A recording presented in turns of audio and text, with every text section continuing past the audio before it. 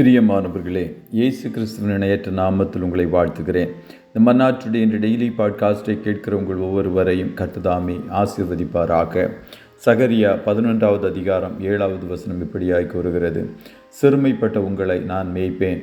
நான் 2 கோல்களை எடுத்து ஒன்றிற்கு அனுக்கிரகம் என்றும் ஒன்றிற்கு நிக்கிரகம் என்றும் பெயரிட்டு மந்தையை மேய்த்து என்பதாக.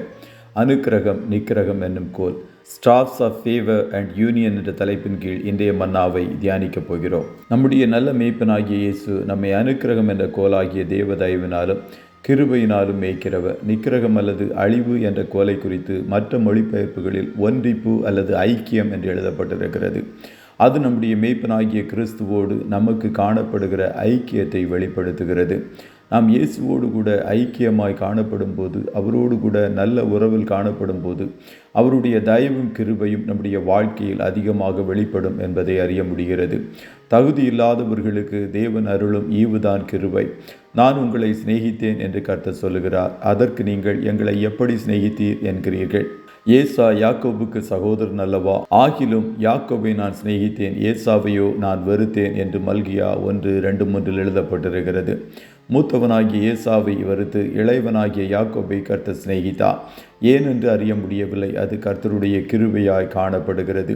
யூதேயாவில் அநேக கன்னிகைகள் காணப்பட்டிருந்தும் மரியாளுக்கு கர்த்தருடைய கண்களில் கிருபை கிடைத்தது. கிருபை பெற்றவளை வாழ்க, கர்த்தர் உன்னுடனே இருக்கிறார், ஸ்திரீகளுக்குள்ளே நீ ஆசீர்வதிக்கப்பட்டவள் என்று தேவதூதன் அவளை வாழ்த்தினார். அதுபோல முச்செடியில் எழுந்தருளின தேவனுடைய தயவு முற்பிதாவாகிய யோசேப்பிற்கு மாத்திரம் வெளிப்பட்டது. ஆகையால் அவனுடைய மற்ற சகோதரர்களை பார்க்கலும் அவன் இரட்டிப்பான சுதந்திரத்தை பெற்று ஆசீர்வதிக்கப்பட்டான். கர்த்தருடைய பிள்ளைகளே, நீங்கள் கர்த்தருடைய கண்களில் கிருபையும் தயவும் பெற்ற ஜனங்கள். அவருடைய தயவு ஒவ்வொரு நாளும் உங்கள் வாழ்க்கையில் வெளிப்பட்டு உங்களை உயர்த்தும். கிறிஸ்துவோடு காணப்படுகிற உறவில் அனுதினமும் வளருங்கள். அவரை அண்டிக் கொண்டிருப்பதே உங்களுக்கு நலமானது என்பதை புரிந்து கொள்ளுங்கள். மரியாள் தன் நேசரின் பாதத்தில் அமர்ந்ததைப் போல, சூலமித்தி கிச்சிலி மரமாகிய தன் நேசரின் நிழலில் பிரசன்னத்தில் காணப்பட வாஞ்சித்ததைப் போல, யோவான் இயேசுவின் மார்பில் சாய்ந்திருப்பதையே விரும்பியது போல, மோசே அவருடைய சமூகத்தையே வாஞ்சித்ததைப் போல, நீங்களும் ஆண்டவரோடு எப்பொழுதும் ஐக்கியமாய் காணப்படுங்கள். நானே நல்ல மேய்ப்பன், என் ஆடுகளின் சத்தத்தை அறிந்து எனக்கு பின் செல்லுகிறது என்று ஆண்டவர் கூறினார். அவருடைய சத்தத்தை அறியும் ஜனங்களாக அவருடைய மந்தையில் காணப்படுங்கள். நீங்கள் ஆண்டவரோடு ஐக்கியமாய் ஒன்றித்து காணப்படும் போது அவருடைய தயவும் இரக்கமும் கிருபையும் உங்கள் வாழ்க்கையில் இன்னும் அதிகமாய் வெளிப்படும். கர்த்தர் உங்களை வாலாக்காமல் தலையாக்குவார், நீங்கள் கீழாகாமல் மேலாவீர்கள். கர்த்தர் உங்கள் ஒவ்வொருவரையும் ஆசீர்வதிப்பாராக. ஜெபம் செய்வோமா? நல்ல தகப்பனே, உம்மை நன்றியோடு துதிக்கிறோம்.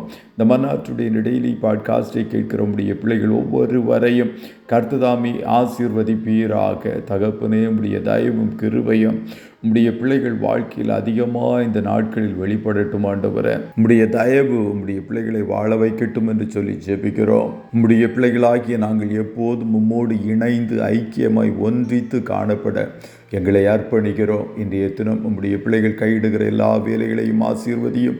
போக்கிலும் வரத்திலும் கர்த்தர் உடனிருப்பீராக. நன்மையானவைகளை பேசுகிற இயேசு கிறிஸ்துவின் இரத்தத்துக்குள்ளாய் ஒவ்வொருவரையும் கொடுத்து இயேசுவின் நாமத்தில் வாழ்த்தி ஜெபிக்கிறோம் நல்ல பிதாவே. ஆமேன்.